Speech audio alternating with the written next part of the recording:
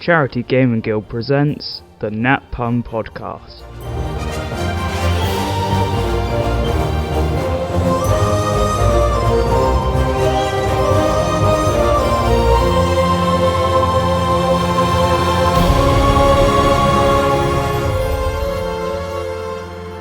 Good morning, afternoon, evening, or whenever you're listening, one and all. It is I, your host Andy, and I'm here for this week's Downtime.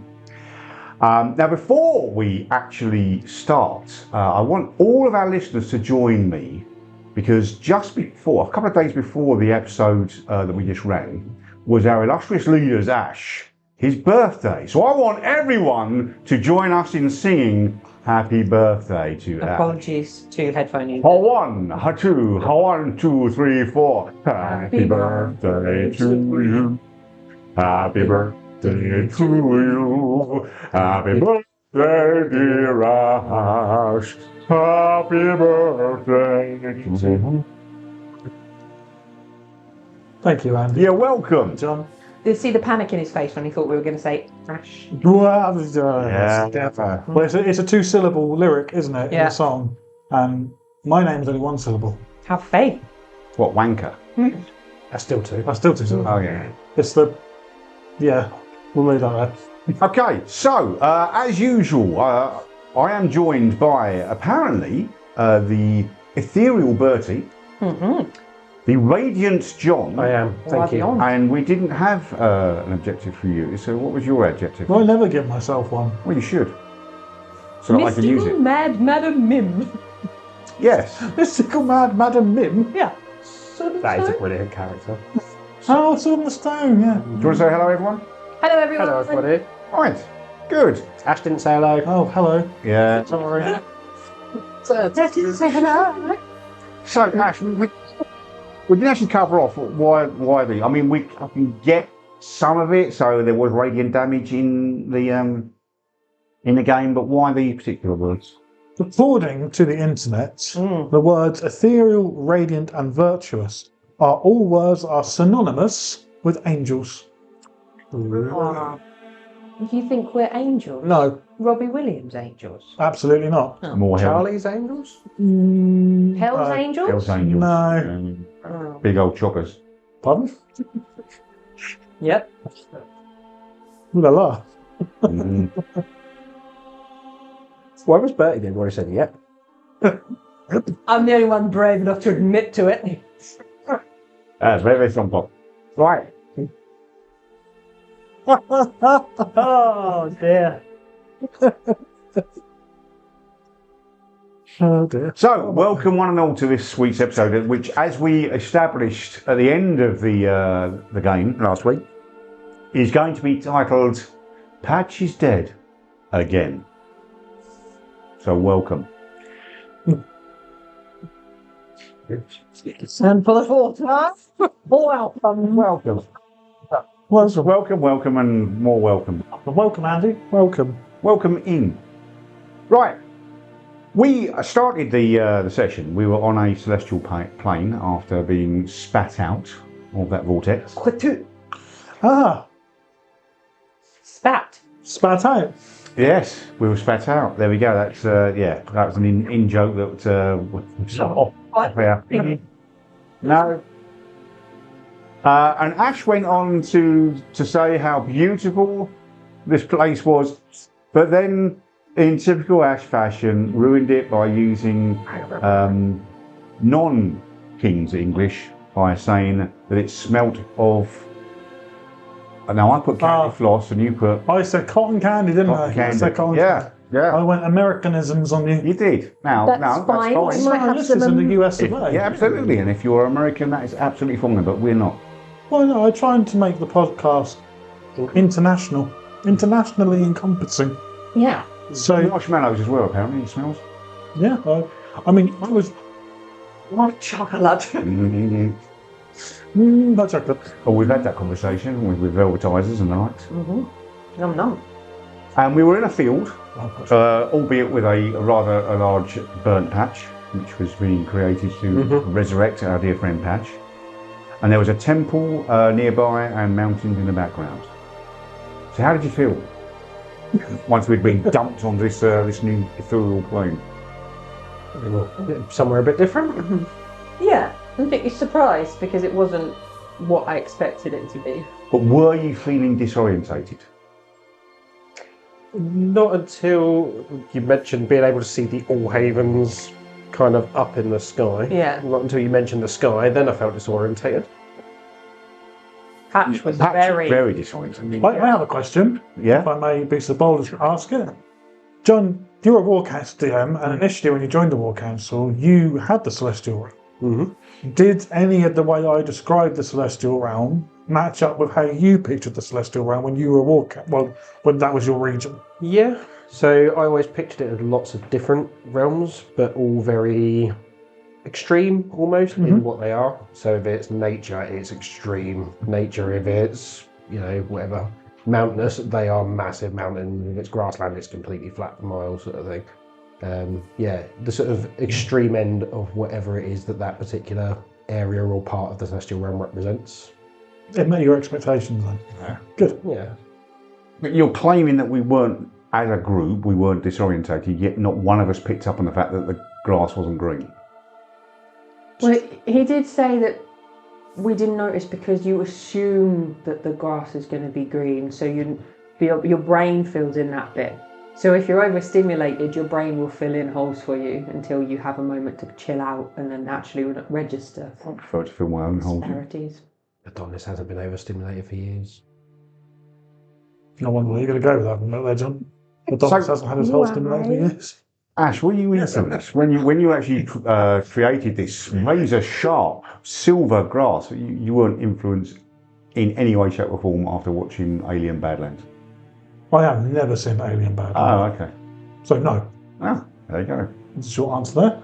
But now, spoiler alert for anybody, including us, who God's hasn't sake. watched it, the whole premise of the movie has now been ruined. So the premise we of know Alien is that Badlands is sharp grass. Is that the whole premise? Is it Sharp grass. No. Sharp. Well, no point watching it now. No, have you?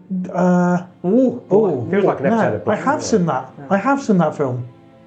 Are you sure? Yeah, it's not Alien, is it? It's the new one. Oh, Predator, sorry. Yes, Predator, not Alien. That's what threw me because you said Yes, I did have say Alien, but that's because I'm old and forgetful. Yeah, we know. I have seen that film, but I didn't join the dots. So if I did, it's subconscious. Oh. Left a lasting impression on your subconscious. I loved that film. I haven't seen it yet. BTW. Watch it. It puts an entirely new spin on the Predators and gives you so much more about their culture. I really want to, but I refuse to pay. I already pay for Amazon. I'm not paying additionally for more Amazon. It's great. No. Good. Just fine. No. I'm not paying more for another subscription service. No. Okay. So if you guys want to download it and send it to me, I'll watch it. I saw it at the cinema. Oh, I have a cinema card. Oh, I love the cinema. I miss this. I'm just thinking how much I spend on subscription. I mean, if I don't you wanna think want about to chuck one in for me, I'm open to it. Or we could all go on a cinema date. It's not in the cinema anymore, though, is it? Why didn't we had to see that? Oh, Bring a projector, we'll pop it up on the wall. Yep, go on, next time. No episode next month, guys. We're just going to be watching Badlands. Oh, fantastic. Got your projector there. so the short answer is no. Okay. Okay. Well, that killed that conversation. Was that an off the cuff, or was that pre-planned that the grass was going to be? I don't normally tell people what I've off the cuff and what I've planned. What do you think? I think it was pre-planned because otherwise you wouldn't have gone through the pain of mentioning it. You're like, no one's asked anything about the grass, so I'm going to have to make sure I mention the fact that there's something weird about the grass. I think it was off the cuff, and I think the reason he doesn't tell us is because he's embarrassed at how little amount of planning he's done, and he wants people to assume that he's done a lot of planning. What do you think, John? I think he probably had one bullet point that said shiny grass. Yeah, or something question mark. that. And that's enough to prompt it. Somewhere in the middle, I reckon. Do you want the actual honest answer? He's gone, how many things in this can I make silver? Grass, tick. Blood, tick. I'll give you as much behind the screen as you want to hear, but it might kill the magic. It's just grass, Ash. Oh, no, it's not, though. It's not just grass. The only thing I know about is grass. Right, well, I'm going to tell you the whole fucking story, all right? So get comfy, because the next 20 minutes is me. So, Easy episode, has it? You have gone to Celestial Realm to find Lady Ophelia Rose, who is like the Marshal of the Order of Life. So initially, that temple was going to be dedicated to Melora. However... Penelope Ophelia. What did I say? You just said Ophelia Rose, I think. Oh, well, I apologise for not using her full name. Yeah, we got told off for not doing that before. We did. So, Her. Initially, that temple was going to be dedicated to Melora. So much so, I'm going to open my notebook and show you that what I normally do when you have a fight is draw out the battle map so I get an idea. I put a tree on the ground. It wasn't a tree, was it, in the episode? It was a dragon's head. Because on the fly, I decided to change it from a Temple of Melora to a Temple of Bahamut. Being all draconic and everything like that. Yeah. Mm-hmm. Look, who is...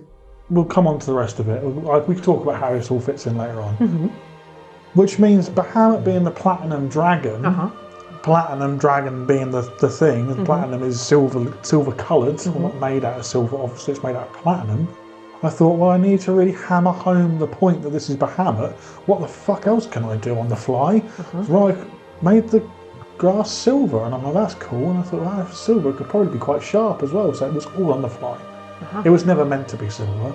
It was never meant to be sharp. It was never even meant to be a Temple of Bahamut. It wasn't meant to be a dragon's head on the floor of the room where you fought the monster. It was all meant to be Melora. And during the course of writing the episode, I thought, no, that sounds like a better idea, so changed it all. The magic's gone for me. Well, so the answer to my question was, it was part pre-planned, part off the cuff. Which is... Anyway, Andy? Mental note, if you don't want to be bored, don't ask any questions. Okay, right. I'm going to sit here and sulk for the rest of the episode. I'm not even going to look at you guys anymore. Okay, so, I mean, John, you've already mentioned it. So we established that the grass was both silver and sharp, which apparently was on the fly. Then, which would have been a much more succinct answer to the question. So I'm not going to tell you guys anything ever again. I'd rather run the game for Brennan Lee Mulligan.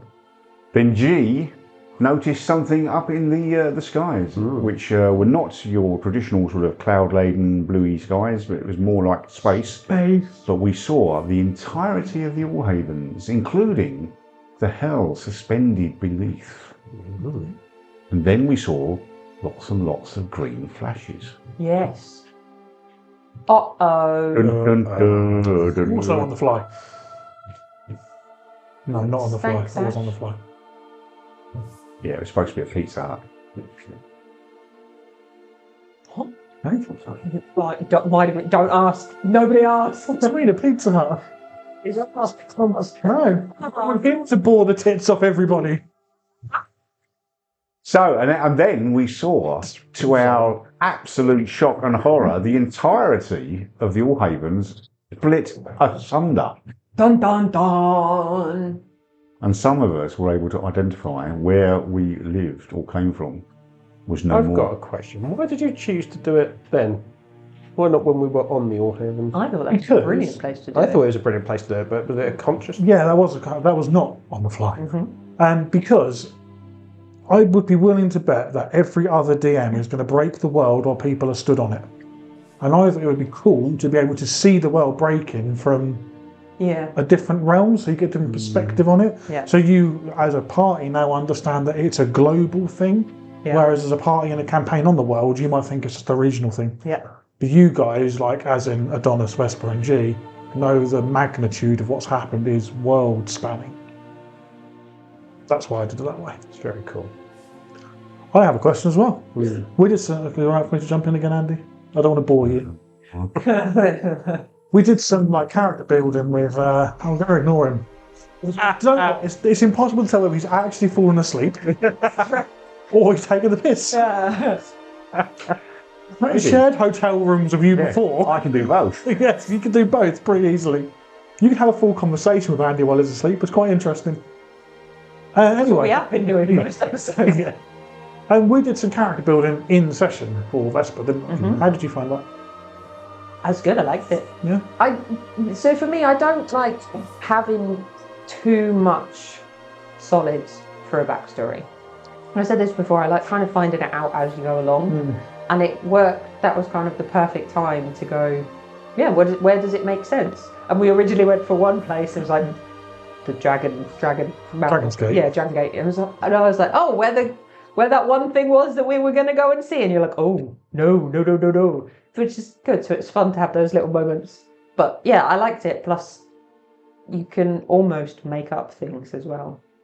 So adding it in. But no, that was good. Yeah. And it was nice to then give, because I had very much been floating it of I don't know which area of the Allhaven she might have come from. So it was nice to go, okay, I'm near Oceanhold now. Well, not, and Astral Academy as well. So that kind of created a little bit more of a link between her and Adonis, that she probably would know a bit more about the Astral Academy. Yeah. Whereas before it was very much, this is a completely alien element to me. Anything to do with that is going to be down to him to take care of. But now there's the possibility that if we're doing something to do with that, I can actually maybe help with this because I might know. So yeah, I liked it. I thought it was fun. I quite enjoyed it as well. Yeah. I don't think that happens very often in games of D&D. No. That collaborative backstory development. Because did you have somewhere in G's backstory, Andy, or did you do that kind of on the fly? Which bit? Where you said your from? home has gone. Oh, that bit was on the fly. Yeah, I don't go into too much depth though, because you're. No. No, I'm not. No. That was the full answer. Oh right. So I naturally expected more. I forgot you're not at the same level of No, boring. intelligence. No. They love each other, really, listeners. Yeah. Hey, he had a fight with you the other week. It's my turn now. John, That's you're true. next time. Expect fisticuffs. Was it jelly wrestling we were going to be doing on one? Yeah. Jelly wrestling. Oh. I like that. I like when you look at me and do that noise. I prefer custard. Mm. That's a slightly less a well-known sport. Yeah. Not in Andy's life. It's true, yeah. I've got a room dedicated to So it. that's what you use the whole pool for. That's what the canoes are for. So obviously that was quite a shock, us standing there watching our planet. entire home world obliterated. And you gave some kind of cryptic clues as to what I certainly perceived as being some intervention by a stronger power than us. Because you were saying that the Goldier was drifting towards the very edge of the earth and looked like it could drop off. But something anchored it in place. I actually told you, if you know a little bit about the Allhavens, I told you why or how that hasn't dropped off the edge of the world. You could figure that out from the description I gave of the world. Yeah, but you haven't told our listeners. Oh, the listeners were listening to the episode. They should be able to figure it out too. Okay. Well, I can go into it in depth if you want, but I don't want to bore you. I think I did struggle a little bit with that bit because as above table knowing the details of what was happening, it was tricky to figure out how Vesper would have reacted to that in-game. Because it's like, actually, she potentially might have gone, we need to get back right now. There is a catastrophe, something's gone really wrong, we shouldn't be here, we need to call whoever we can or do whatever we need to and just stop what we're doing because something's obviously gone very wrong. So it was tricky to not follow that thread because it would have been very difficult to convince her otherwise if she had made up her mind, but also going, oh, it's okay because it's nothing to do with us. It's not our fault that's happening.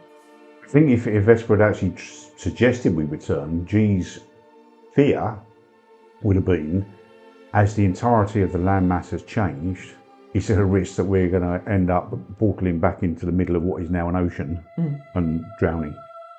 We wouldn't have been able to get back anyway. We have no idea how to get back. We'd have to go and find. We need to go and find Penelope to get back Via a pit stop. Yeah, just keep making the joke until it lands, and Yes. that's how it works. So having seen this, Adonis wanted to make some sort of record of what was going on. And it led to... his first map. It was almost like a take heart moment where there were drawings of various quality being created. Crowns for Vesper. It was crayons for Vesper, yeah. I thought it was a finger painting, to be perfectly honest. I think She it's put just her- slots there. Heart and soul. She's like, my palm will be the main bit, and then the vein, like the creases in my palm, will be where it breaks apart. Let's just hope it matches. I think it looked more like a piece of toilet paper that her finger had gone through. That's just mean. I think the quality of Adonis's paper is slightly better than that. I think our listeners should submit fan art maps, Yeah. and then we should rate them: Yeah, Adonis, G, or Vespa. absolutely. Yeah, which category? Are we going to ask them to do it old school with pen and paper, or are we going to allow them to use digital solutions? I don't care, whatever they want. I'm going to let them have at it. They can go for it.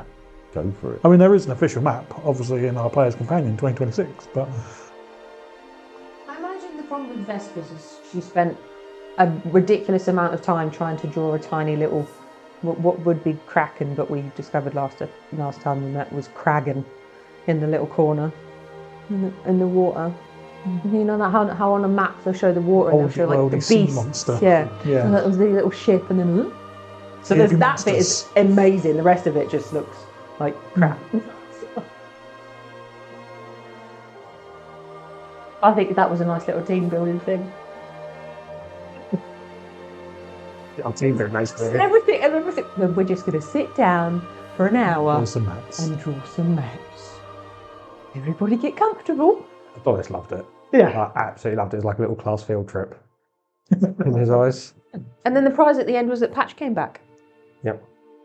Going to sit down and draw some maps of your world burning. Yeah. Yeah. Well, we did confirm it wasn't burning because I think if Well, we had said it okay. was, there would have been a lot more panic. Yeah, possibly. I was prepared for you to say you want to go back to the main world. Exactly what John said. It was like, you've got no other way of getting there other than doing what you come here to do. Yeah. So, Okay, so the plane that we're on, is it a flat disc the same as what we were on before? Or is it, like, how does that work? Because the world is flat.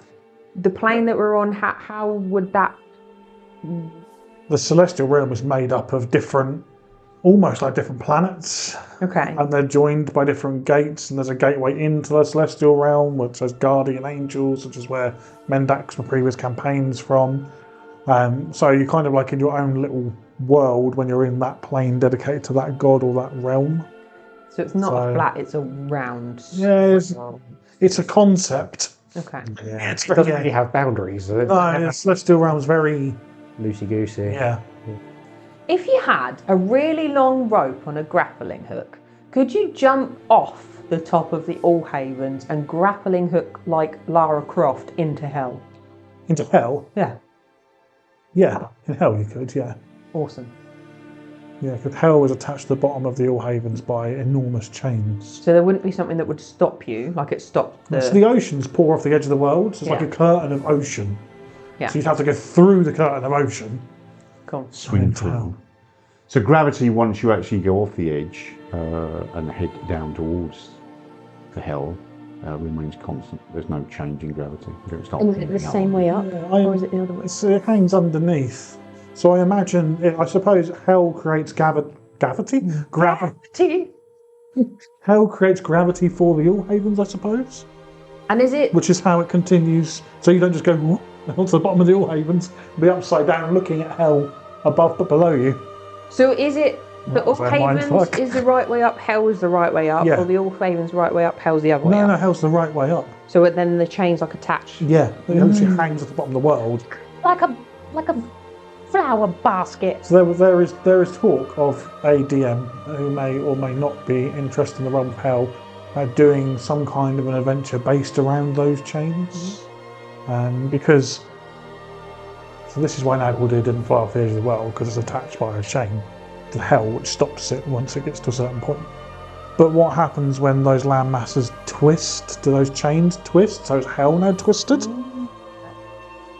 If hell twists on two chain, but the other one holds it in place, he's looking at me like I'm mental. Does that mean the landmass of hell snaps as well? And cracks? Are there only 3 chains then? No, there's loads. Chain.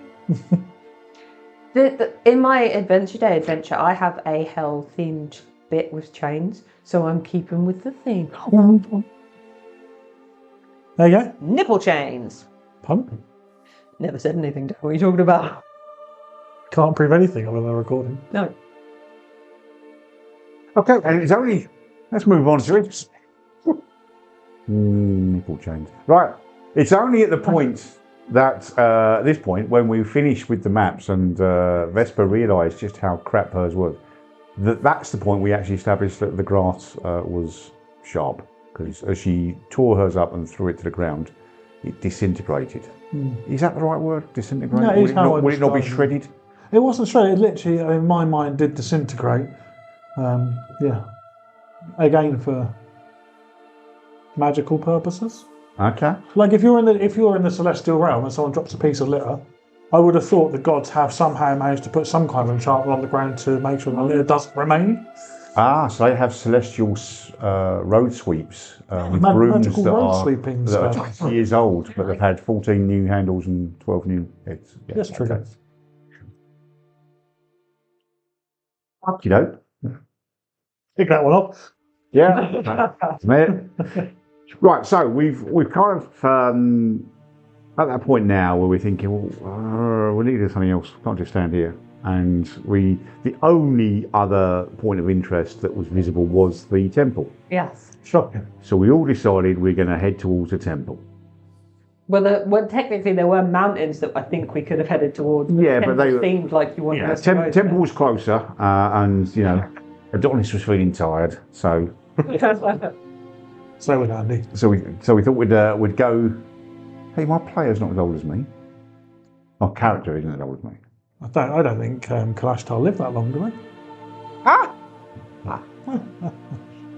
So as we approached the temple, that's when we sort of saw that it was covered in sort of carvings and illustrations of dragons, and it was made of white marble. Pretty. And we entered to be greeted by a scene of pure horror. A humanoid figure laying motionless on the ground, with blood, albeit silver blood, everywhere. Did anybody else picture the unicorn blood from the Harry Potter movies? Yeah, as soon as I said it. Yeah, awesome. Just making sure.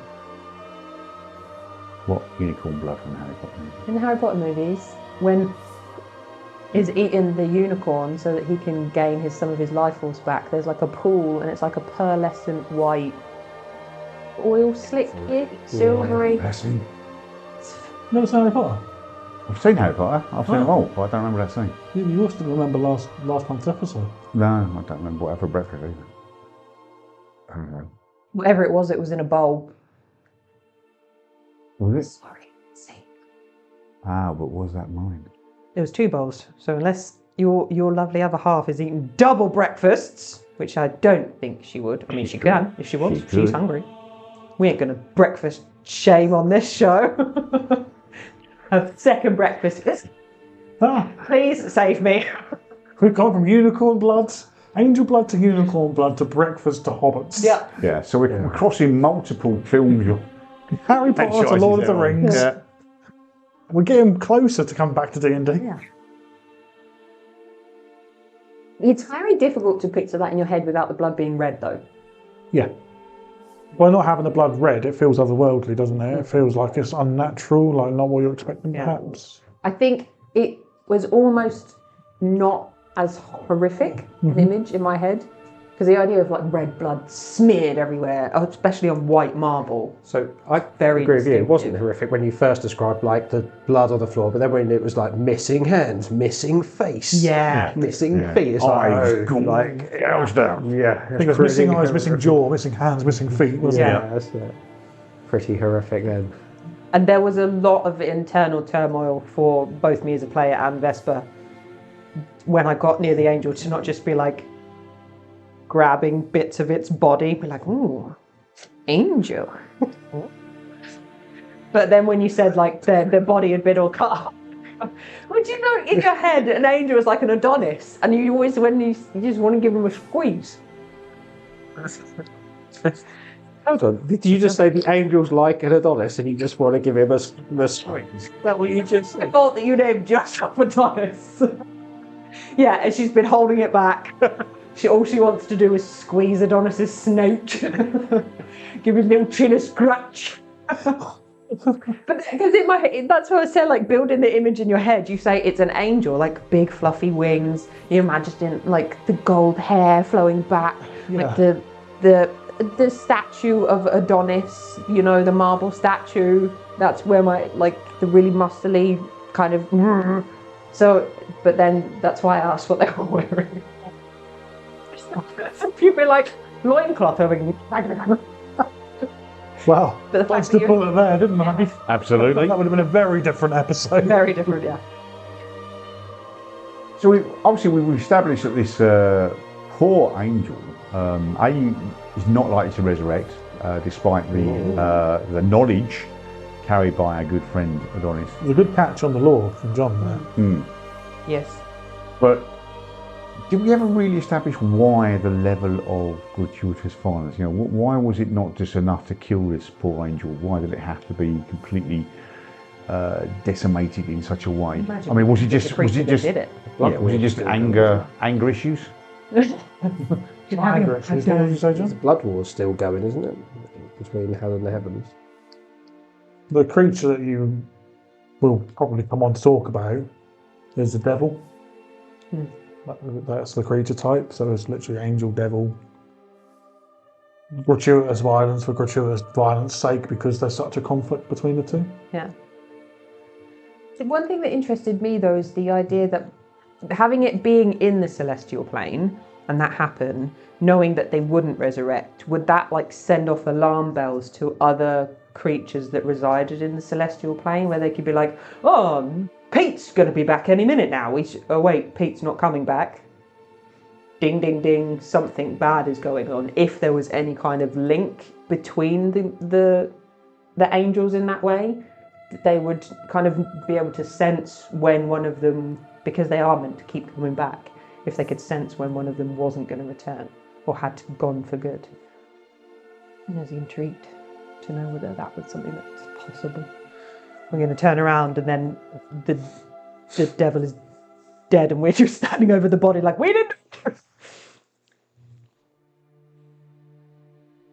So is this celestial plane absolutely enormous, or is the population of angels very small? Because I imagine he might have, when being attacked in this way, might have been saying, guys, help! Anyone out there? Come and help me! I think the lore that we had for our celestial realm is quite sparse. If only we had a war council again, who's looking after it. I can fill in what I had as ideas as the war council DM for that area. Yeah, for a while. So there's different levels of angels. So the super powerful ones, there aren't that many. There's kind of 9 at the very top level that help look after all the different realms, and then lesser angels. There's various gateways into the celestial realms, and they're guarded by angels. If angels die outside of the celestial realm, they die for good. So the angels very rarely leave because it's risky. So they try and stay in the celestial realm. Because of the blood war with hell, there's always demons and things trying to find their way in, either by tricking an angel or brute forcing it or whatever it is, using a distraction, like us going through the portal to slip in through the gateway at the same time. And yeah, really once they're there, they're just trying to cause damage and trouble more than anything else. Yeah, that's the way I kind of pictured it working. Yeah, go for that. Sorry.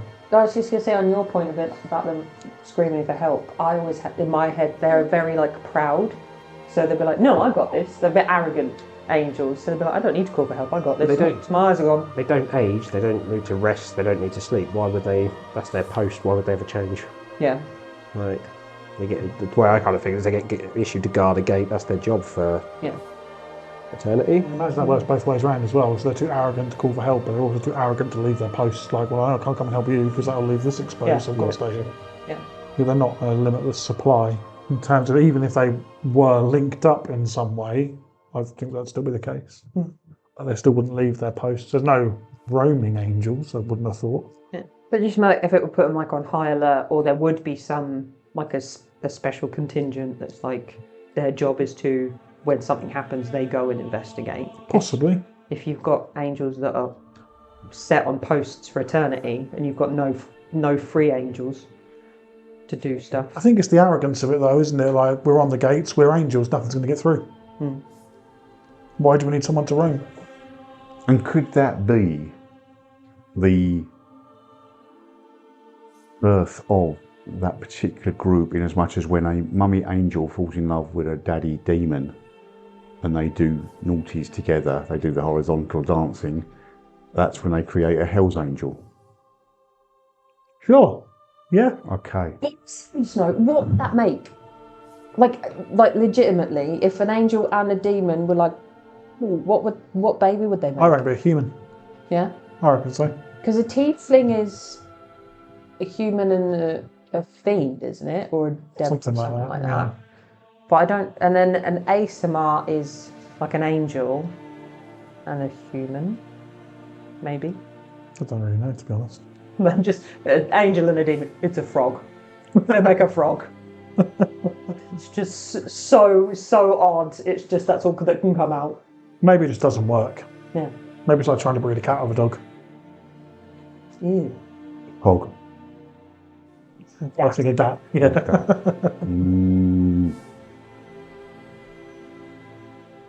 Interesting. Absolutely. So we'd sort of, obviously we'd come into this room, we'd seen all this carnage. We did start to do a little bit of exploration, and Adonis noticed there was a bit of a break in one of the walls. And we also saw these large elephant-style footprints traipsed through the trail of blood and heading indeed towards this crack in the wall. I mean, did we all assume it was a door? I think that first description, as soon as we spotted it, you made it pretty clear there's a doorway or something there. It wasn't whether it was a physical door or an illusion, I wasn't quite sure, but yeah.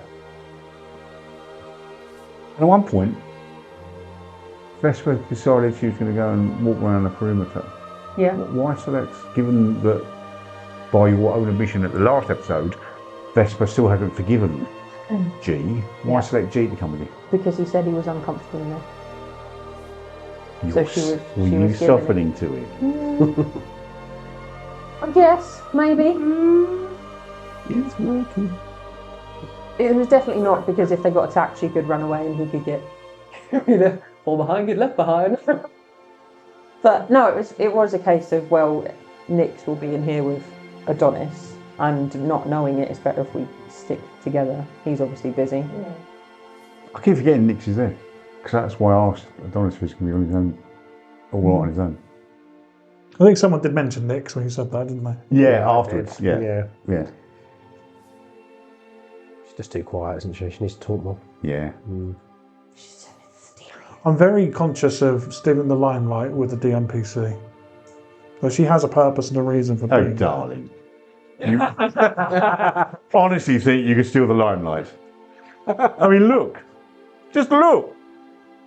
There's a reason we're audio recording. Absolutely.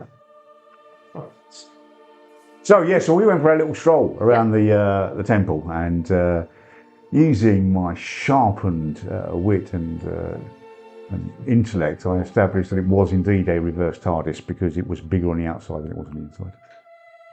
Mm-hmm. Fantastic. Which suggested there might be another room. Maybe behind the door. Mm-hmm. Yeah. What do you reckon?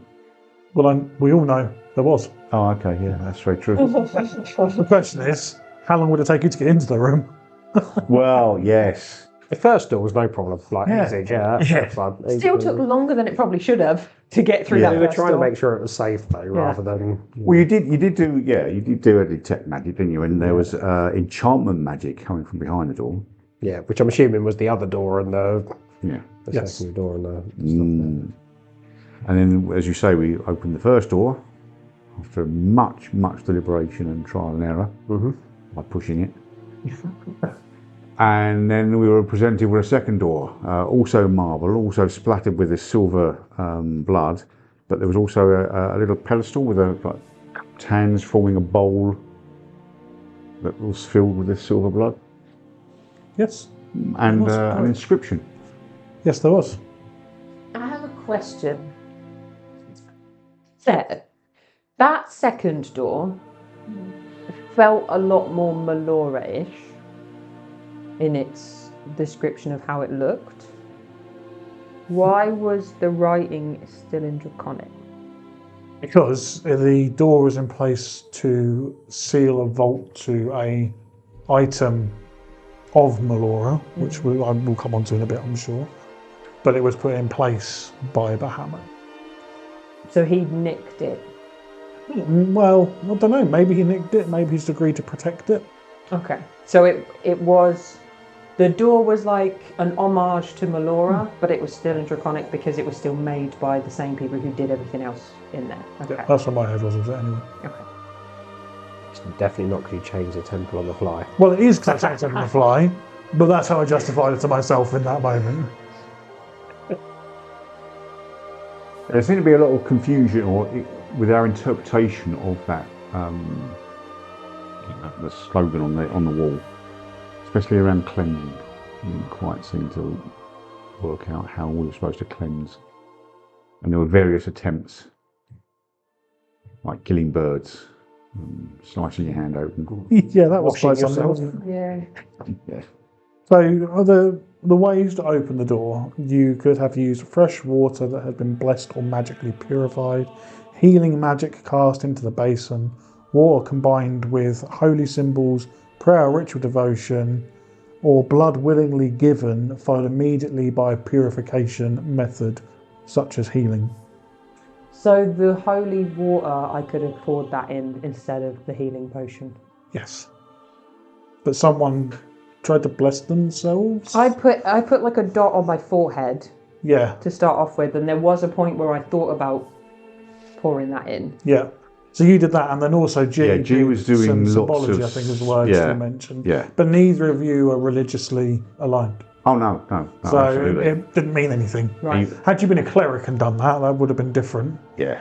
But it didn't match your character's. Yeah, I was such, I even was though just the intent was there. I was just stealing a scene from the Mummy, and I was going through every religion that I could think of and using the appropriate yeah, just to sort of protect myself from whatever had Oh killed no, it this wasn't angel. Benny. Sorry. It wasn't Benny. No? No. It was Omar Jalili's character. And I'm going to find out who that is, because otherwise it's going to be stuck in my brain. Okay. I like the idea. Benny. I thought, are you sure it was Yeah. Benny? Yeah, It is. Okay, Got I'll the trust necklace with all you. the different charms on, isn't Yeah, it? yeah, And yeah. it's- yeah, saying the Okay. prayers in all different languages. and recites all the incantations in the appropriate language as well, like Yeah. Cantonese and. Oh yeah, because he's and- backing up to the wall. Yeah. That was genius. Never seen it. You've never seen The Mummy?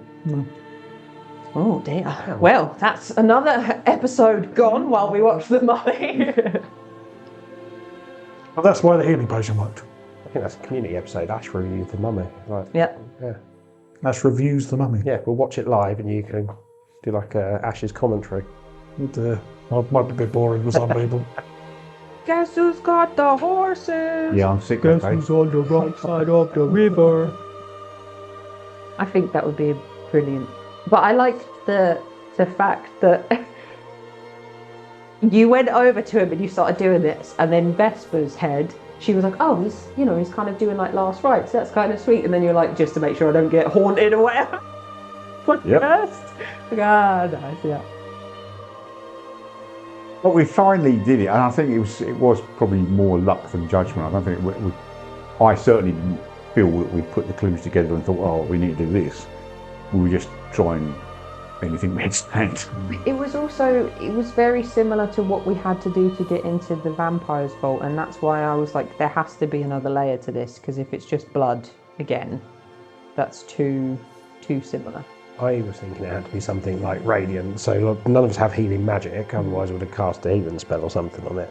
So it was like, well, these used angel blood, which would be celestial, so let's go and kill a celestial bird and try a celestial bird's blood and see if that works. So we just like murdered The a logic was there. celestial seagull. Which apparently we're having for dinner. Yeah, Yes. but I'm not sure we want to, because Ash implied it might not be a good idea. Hey, you can eat it if you want to eat it. You can eat anything. We'll try hard enough. This is very true. So once we had opened the door to the second room, and I did some quick calculations and established that this Next room was the missing space from the exterior. Thank you very much. I took massive liberties of your intelligence. Yes.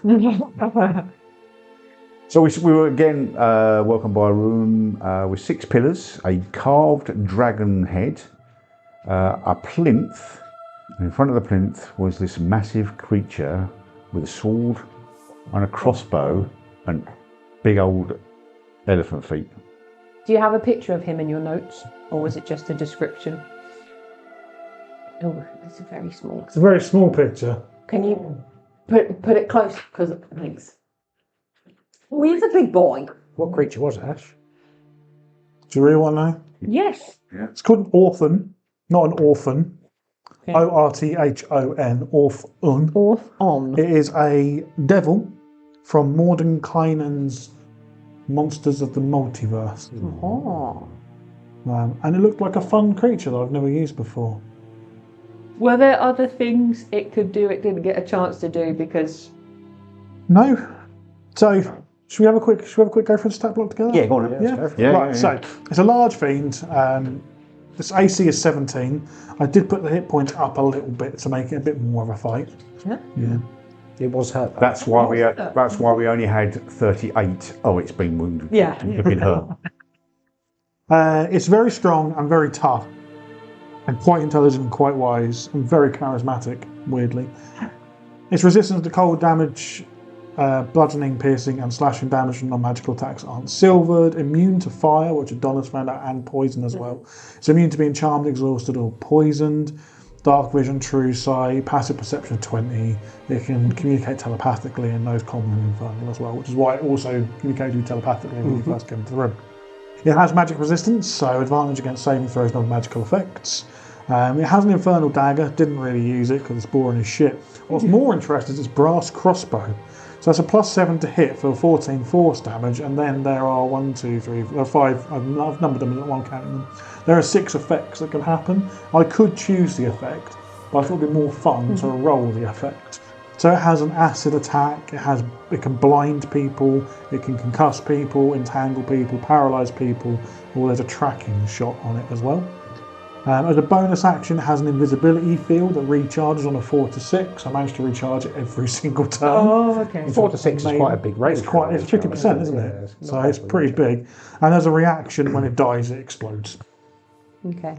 I didn't bother reading the background of the creature, but just by the way it looked and the equipment that it has, it kind of felt like a hunter, gatherer, explorer kind of devil because of what it's equipped with and what it can do.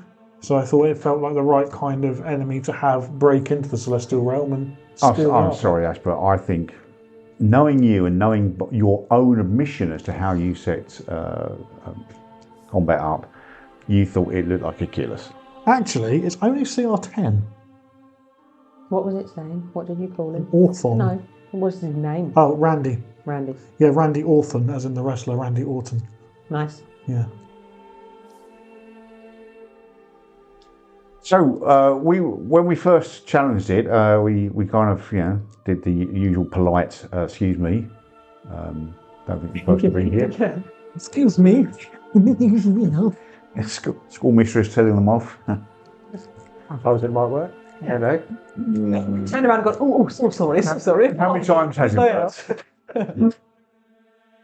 To which it gave us a bit of an insight as to why it was or how it got there, and apparently it was us. It was you. Oops. Yeah, it was. It's a weird. I think so. So technically, but in my mind, actually that's the Celestial Realm's fault. Because if their only means of preventing fiends, devils or whatever to get into their realm is 1 unicorn and 2 lions that got taken out by us fuckwits, then no, I'm sorry, we're not taking responsibility for the fact that he snuck in. That's a valid point. Yeah, It's like all the angels were like, oh, look at them. And they're all just like on a TV watching us come in while he just walks in the side door. It's fully their fault. But we also had seen that it was he had picked a golden rose, so I was just waiting for the pixies to turn up and take it out. That would have been good. Swarms of pixies. It wasn't an actual rose. Was there still a golden rose? Yeah, it's, It might be, because, they made some pretty kick-ass plants in that garden. well, I guess we'll have to wait and see what happens Mm. with the golden rose. So he was holding his golden rose, and then he decided to attack. Lots of attacks. But not as many as I thought. I thought he was going to have a bit more. No, true. I don't think he had multi-attack, did he? He didn't. He doesn't have multi-attack, which means I can only hit you once with the crossbow, once with the infernal dagger, which I was a bit disappointed about. In hindsight, I'd probably run that creature with multi-attack and have 2 attacks a turn. Because when you look at John's going to say I can't balance encounters. But when you look at encounter balance, one of the things you can consider is action economy. So each one of you can move, action, bonus action. So you get 3 points each, which is 9. Well, I could do the same, move, action, bonus actions. That's 3 to your 9. 2 of you can attack twice. Yeah. So that kind of is an extra action each. That's how so that's that 9, works. 10, 11 for you, and I'm still only on 3. Adonis was absolutely useless, so you might as well take his attack out, which puts you to 10 to 3, because most of your damage is fire. Yeah. So you weren't really going to be doing much damage to him. So the action economy was stacked against me in that situation. So in hindsight, I should have realised that and given him multi-attack as well. That is Would the have balanced first it. Just like time to clarify. anyone's ever explained what action economy means. Oh, I'd also Thanks. just like to clarify, I've never said you don't know how to. just I refuse to. I'm pretty sure your account balance goes, that's a cool monster, they'll figure it out. Bosh! That, to be fair, that's how I tend to address as There's an well. element of truth Absolutely, in yeah. that. Sometimes. Not every time. That's cool, I think they can take it. Sometimes I go down the Andy school of encounter balance. If that model's cool, I want to use it. Yes. What stats can I apply to that? Exactly, yeah. But yeah, so that's, in hindsight for that encounter, I think that would have made it more threatening. How close did you guys get to going down? I did. Oh, you did at the end. At the very end, yeah. Was Adonis pretty close? Took the one hit, you both with the explosion at the end, yeah, it was reasonably close, 3/4 probably. Yeah, with Vesper was all right then. I was barely. You got hit like once or something. Yeah, I got hit once. I took 8 points of damage, and then I got temp HP from what I was doing, and then it was only when he exploded that I actually went to 9 points of damage. Yeah. So what was quite nice was that encounter gave Vesper an opportunity to shine, especially with the number of natural 20s you were rolling. Yeah. Which was really good because the damage you were doing was significant. Yeah, which is quite nice because I think that's probably the first time that she's actually got to have a good go with that axe. And because the last time we fought something, it wasn't a humanoid. So she didn't, she's like, yes, it is, I can use these extra bits and pieces. Yeah. So yeah, that was That fun. was quite, and that was not by design, that was accidental. That was good, I enjoyed it. Yes, I spent all my time being grappled by multiple arms. You could have broken Very away from it. handsy. Not with my strength, I don't think. You could use Dex as well. With strength or Dex. No. Range though, so you don't necessarily I mean, need to need Well, that's true. break Yeah, out, do because you? I was range, I was quite happy You're quite happy to sitting sit there. there. Yeah. You just get a little Shooty. thigh massage. Mm. Yes, he did tickle my feet. Yes. So there was lots and lots of popping in and out of visibility, and some rather ingenious ways of tracking him with your little light show. Well, yeah, so I realised, Noob Fire wasn't going to do any damage to it. I was pretty sure metagamey it wasn't, but I wanted to make sure I cast at least one fire spell to prove it. Yep. And then, all my spells are fire. So it was already cast magic weapon on your axe, Vesper, so it was like, well, what else can I do? Well, try and make it visible so the rest of you can hit it. Why did you get confused when Vesper gave you a nod of acknowledgement when you were holding on to him? You said that you kind of stared at her and was like, all right. Like, he had no idea why you would have done that. Cool. I'm assuming it's because I'm in the thick of it. Yeah. She was super impressed. She's like, Yeah, he has no these idea. guys are stepping up. I think it was partly also in her head. She's like, you gave G that little pep talk about, remember that time with the vampire when you slid in? And in her mind, it was like, he's taking his moment. He wants to slide in and be the hero, but all he can do is pat, pat, pat, pat. Just pat him down. Where's that flower gone? It's brilliant. Yeah. Yeah, I figured I was to try and buff you in as many ways as I can, and try and get the flower was about all I could contribute to that fight. Yeah. The decision to use a creature which was immune to fire damage was a deliberate one, knowing that you have all fire spells. Yeah. Because it then forces the player, or you in this case, to think about your character differently. Think about how else can I contribute to this encounter without just dealing damage. Yeah. Because a lot of the time as D&D players, you fall into that trap of, well, I've just got to kill it, so I'll just deal damage. Whereas when that option's taken away from you, you don't have to think about what else you can do as a player to, what am I looking for? Help. Contribute. Yeah, contribute. That's what I'm looking for. Yeah. Contribute to the encounter. Also, it's fun from a character development perspective, because I'd be interested to know if coming away from that, Adonis is then like, okay, well, I couldn't do anything in that, so I therefore have to seek ways that I can help if that situation happens in the future, and if that might change his... So I think if he wasn't turning invisible, I would have changed what I was doing. So first off, I would have fireballed G, using that the fact that I can make G protected to get rid of all those arms.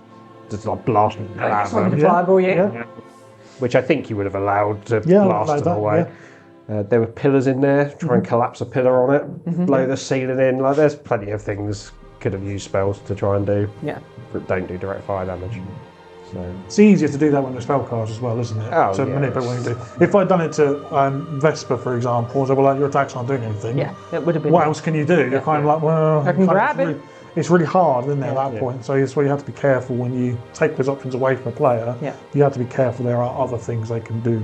But Adonis is a wizard who blows stuff up, and I've known you, like I've played with you long enough, Ash, to know that if I said I'm going to fireball behind a pillar to try and collapse it on its head, yeah, it's going to be challenging, but you'd absolutely let me try that. Yeah, because you're Like, I'm expending wasting resources. resource to do it That's as well. exactly it. It's about resource management.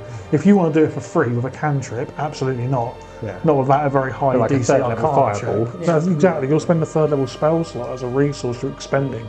So yeah, absolutely. Why shouldn't you be able to do that? It's fun. It's a fun way to play, I think, sometimes. Yeah. That's how I justify whether a character can or cannot do something most of the time. Is, are you expending a resource to do it? Is there a cost to you as a player? Yeah. If there's no cost to you and you're just being a cheeky bastard, I don't know why I looked at you and Because I'm a cheeky bastard. I think, picking up on that theme, I've always ever played pretty much, characters that hit. yeah. But recently I've started 2 campaigns. The Tuesday night one where I'm playing an Artificer, and my son started to run, albeit Pathfinder, but it's based on the 3rd edition of rules, so I'm playing a Bard. And I am thinking differently about how to they're more support characters, aren't they? So Yeah, I'm absolutely. thinking more about, well, how can I support the group other than shoot it or hit it with a sword? Yeah. It makes you a better player. Yeah. And that will also make you a better DM. Because you will understand what those classes can bring to your adventure and what curveballs you might get thrown when you're running a game as well. Yeah. Is it Artificer or Artificer? What, Artificer? You said the same word twice. didn't you? Artificer or Artificer? It's Artificer. It's Artificer. Okay. That one. Thank you. Have we put that up for you? Hard to decipher. And there he is. Little dude. Yeah. Yeah. Sleep. Look at you, him. Oh, I wasn't going to go to sleep. No. Can't do it as I quick might. as you. So yes, there's lots and lots of fighting until eventually Vesper with a mighty magical axe, A mighty double nat 20. a mighty double Followed by nat 20, another one. Yeah. That was hot, hot, hot. a mighty triple 20 with her magic axe, killed him. Yeah. But unfortunately, that's death, resulting in a bit of an explosion that took, I believe, Patch and myself out. Which was also frustrating that, obviously very sad you're dead. Boo-hoo. But the fact that his gear went with him as well, because I think G could have done some real damage with that. It specifically says, just to pick up on this, in the reaction, All other creatures with 30 feet, DC 17 dexterity saving throw, taken 9 fire damage plus 9 thunder damage, and I failed a half as much on success, but I rolled the 2d8 because it was more fun. The Orphan, its infernal dagger and its brass crossbow are destroyed. Yeah. So it specifically has that in there, Yeah. which is unusual. Which is it's also a pity because, you know, I've got crossbow experience now. Yeah, you with that crossbow could be a real pain Yeah. for me. But So you're not having it. also, you got that new armor recently. So. Yes, I have got the armour, but that all it does is increase my AC against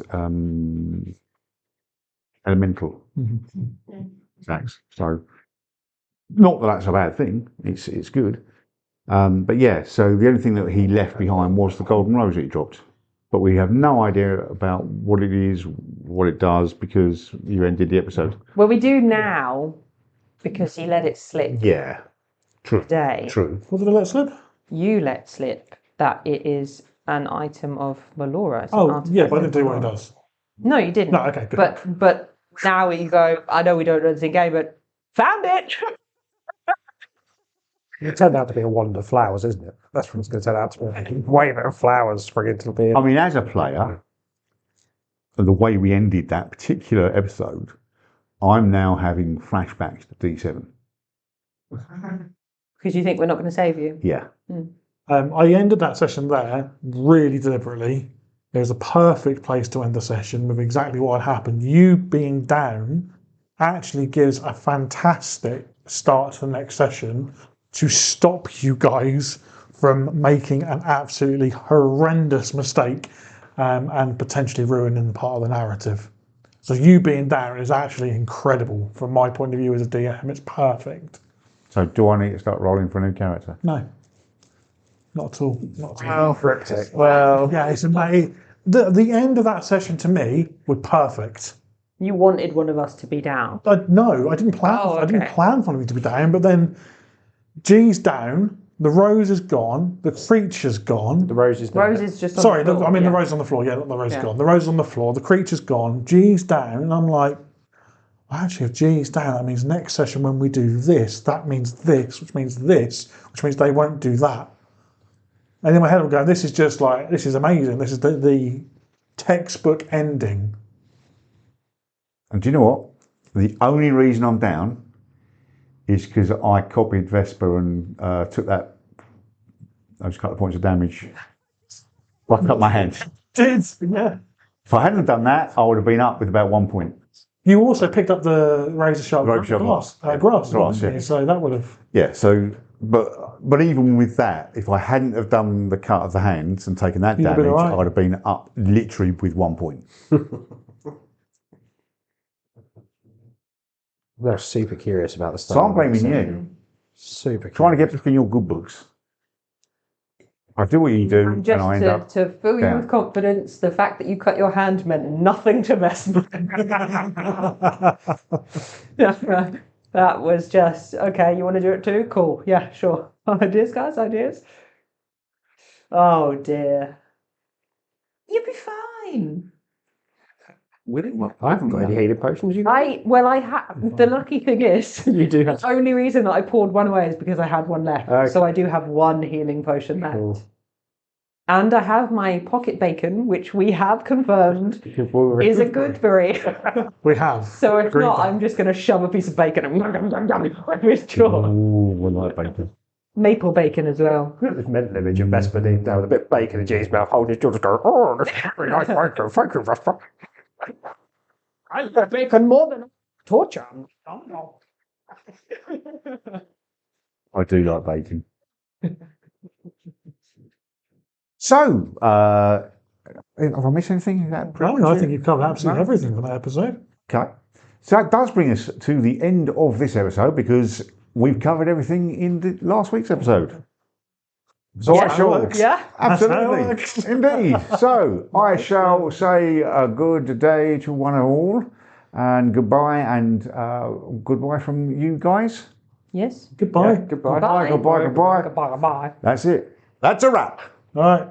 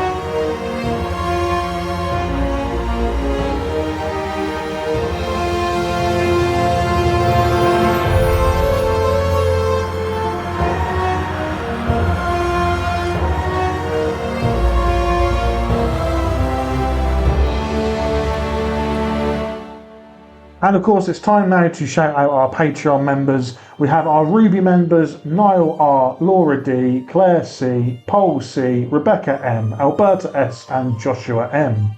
Our Sapphire members, Gary S, Dave R, Kylie T, and our Emerald member, Stuart P. The Diamond Group, Ash, Bertie, John, Andy, Dave F, Martin M, Chris L, and Zeke W. And Obsidian, we have Ant. Deck was in here, but his direct debit bounced.